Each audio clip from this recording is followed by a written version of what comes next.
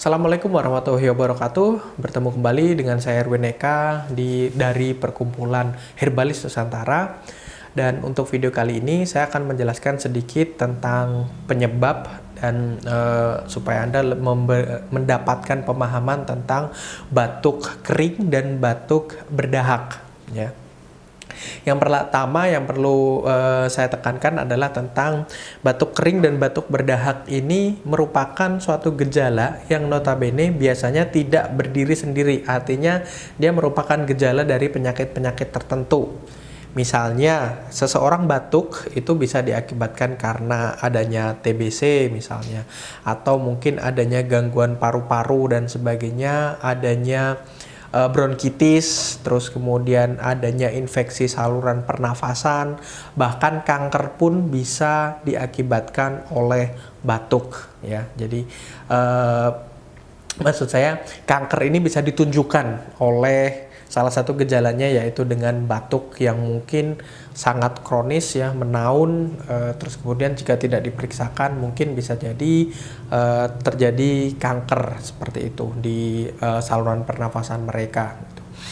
Tapi bukan berarti ketika seseorang batuk itu sudah positif kanker dan sebagainya. Anda harus memeriksakan juga ke dokter supaya dikaji lebih lanjut tentang apa yang sebenarnya terjadi. Jadi Anda tidak bisa menganggap remeh tentang batuk ini, ya, apalagi kalau sampai berhari-hari, berminggu-minggu, bahkan berbulan-bulan tidak kunjung sembuh, maka batuk ini bisa menjadi suatu pertanda tertentu, ada penyakit tertentu yang terjadi di dalam diri Anda.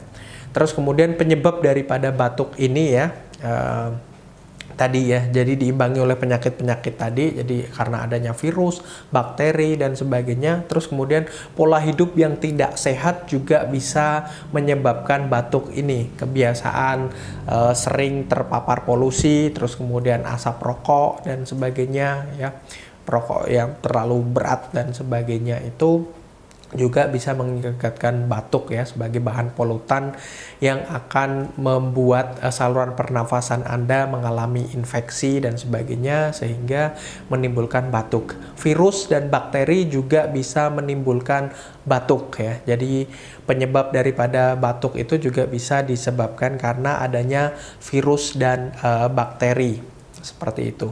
Jadi dua hal itu sangat berkaitan erat dengan batuk, baik itu kering maupun berdahak dalam diri seseorang, ya. Jadi polutan-polutan debu, asap, polusi, terus kemudian asap rokok dan sebagainya itu bisa menyebabkan batuk. Terus kemudian virus dan bakteri bisa dimunculkan dalam bentuk batuk dalam diri Anda. Jadi saluran pernafasan yang mengalami infeksi akibat daripada virus dan bakteri mungkin tertular oleh orang di sekitar Anda dalam kondisi di mana sistem imun Anda sedang turun dan sebagainya, itu bisa juga menyebabkan penyakit batuk. Dan untuk info lebih jelas, ya, info lebih detail tentang batuk kering dan batuk berdahak ini, Anda bisa mengikuti pelatihan kami.